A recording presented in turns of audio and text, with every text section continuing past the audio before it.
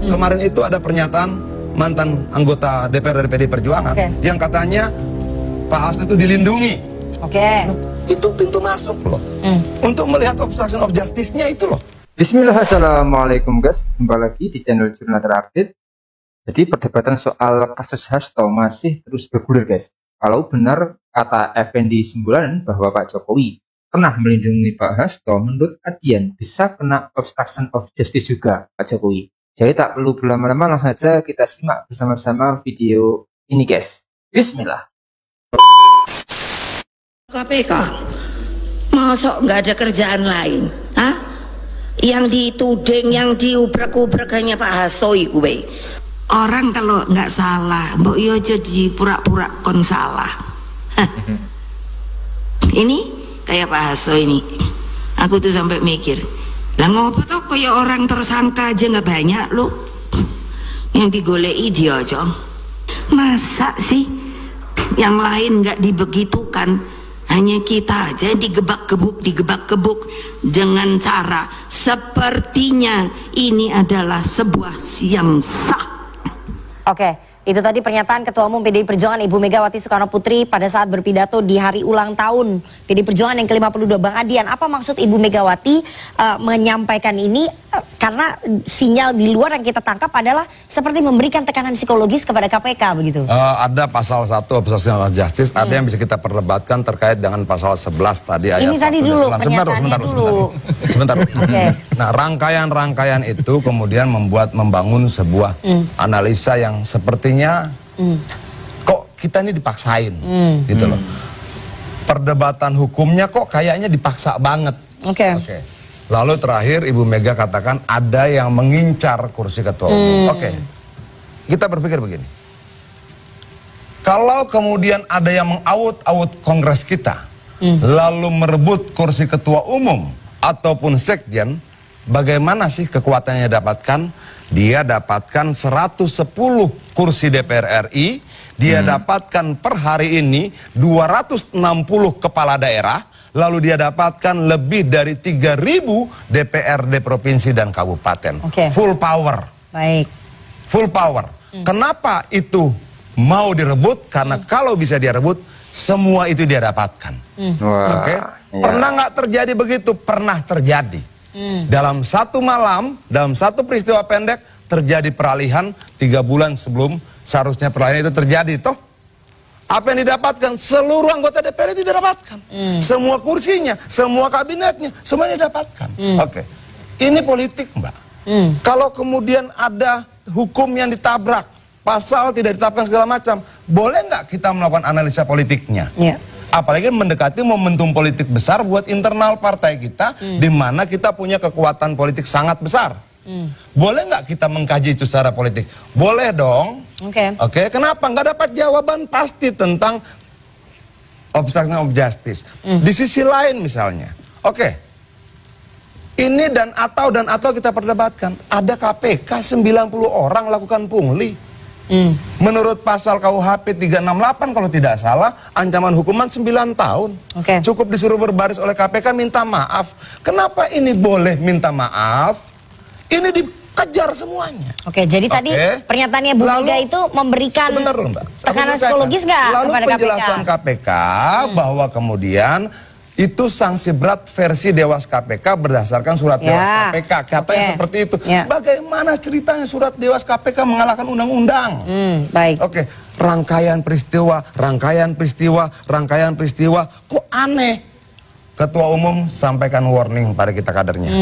Siap-siap. Ini peringatan buat kita semua. Siap-siap. Akan ada sebuah gejolak besar, badai besar yang menghantam partai kita dalam beberapa waktu ke depan. Apa yang harus dilakukan partai? Konsolidasi, berjalan bergandengan tangan, jangan mau diadu domba dan sebagainya. Jadi itu bagian dari warningnya Ibu Mega kepada KPK. Dan kita siap, kita sambut di bawah ribuan orang sudah cap jempol darah. Ganggu partai kita, kita pasti ngelawan. Tapi kan nggak ada yang akan ganti ketua umum. Mana kita tahu? Mana kita tahu? Ini politik, Mbak. Kalau kemudian ada partai politik baru berdiri misalnya, lalu kemudian kepala-kepala daerah itu pindah menjadi kader partai politik baru itu. Dalam waktu 1 minggu, partai politik baru itu bisa punya puluhan kepala daerah tanpa ikut pilkada. It's politik. Oke? Ya. Kalau taruhannya 1-2 orang, kita bisa perdebatkan. Tapi kalau bangsa ini, demokrasi, kita pasti ngelawan. Oke. Saya ke Mas Ronald. Mas Ronald, itu tadi adalah bentuk warning ya Ibu Megawati Soekarno Putri kepada para penyidik KPK. Jadi yang ingin saya tanya sebagai mantan penyidik KPK, ada faktor-faktor psikologis nggak itu yang mempengaruhi diskresi penyidik untuk tidak menahan tersangka ya? Salah satunya ada di warningnya dari Ibu Mega. Kembali lagi Mbak, kita nggak bisa, saya sebagai penyidik dan saya yakin juga dengan rekan-rekan penyidik yang sekarang menjalani, mereka menjalankan tugas berdasarkan yang mereka jalankan. Jadi tidak melihat dari faktor politik ataupun hukum. Kalau misalnya politik, di sini ada Bang Adian, ada Bang Umam juga, dan juga. Tanya gua. Ya, ada hukum juga bisa kita lihat juga Mas Amri dan Prof ya.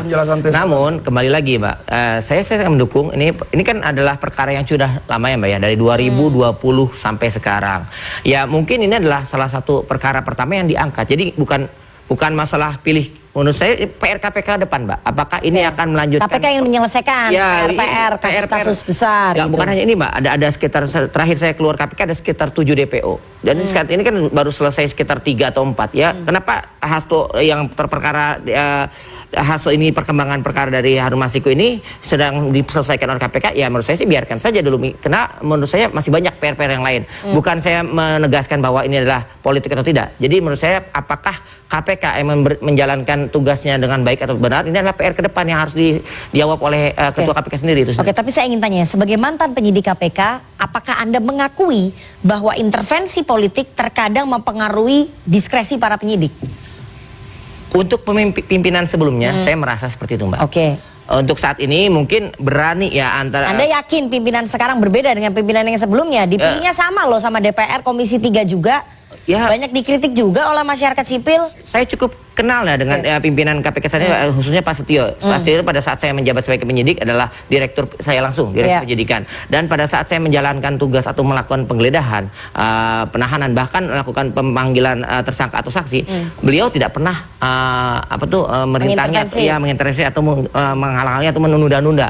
Berbeda dengan pimpinan sebelumnya. Jadi berkaca dari situ kita bisa yakini, saya yakini pribadi mungkin ada keseriusan dari pimpinan sekarang berbeda dengan pimpinan sebelumnya. Baik, saya putar. Sorry Mbak, maksudnya gini.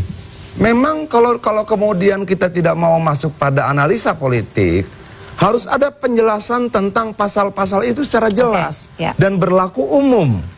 Harus ada penjelasan kenapa 90 anggota KPK melakukan pungli. Ancaman hukuman 9 tahun, sebentar dulu. 9 tahun, kok bisa kelar dengan minta maaf? Kenapa kemudian kok bisa kena pasal obstruksi? Sementara misalnya kemarin itu ada pernyataan mantan anggota DPR dari PD Perjuangan yang katanya Pak Hasto itu dilindungi.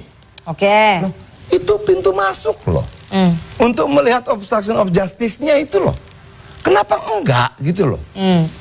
Panggil minta pertanggungjawaban pernyataannya gitu loh. Kalau obstruction of justice ini kan tidak bisa oleh pelaku karena dia punya hak ingkar atau Pak Jamin Ginting toh. Artinya bukan pelaku. Nah ini bukan pelaku. Berani nggak KPK panggil? Nah kalau semuanya berlaku adil, kita bisa sisihkan itu. Analisa politik. Tahan dulu Bang Adian. Oke guys, jadi tadi argumen Bang Adian memang mantap guys. Adian konsisten dalam sikap kritisnya dalam situasi apapun.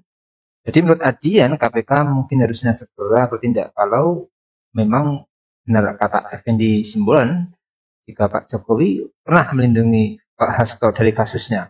Tentu menurut Adian Pak Jokowi bisa kena obstruction of justice karena telah melindungi proses hukum Hasto guys. Kalau isu seperti ini dibiarkan, tentu akan bisa menjadi bola liar lagi bagi Pak Jokowi. Dan tentunya ini akan merugikan Pak Jokowi jika memang Pak Jokowi tidak bersalah. Jadi mungkin itu yang bisa saya jelaskan untuk video kali ini. Bagaimana menurut kalian soal video ini? Tulis komentar di bawah ini ya guys. Saya izin pamit dulu. Wassalamualaikum warahmatullahi wabarakatuh.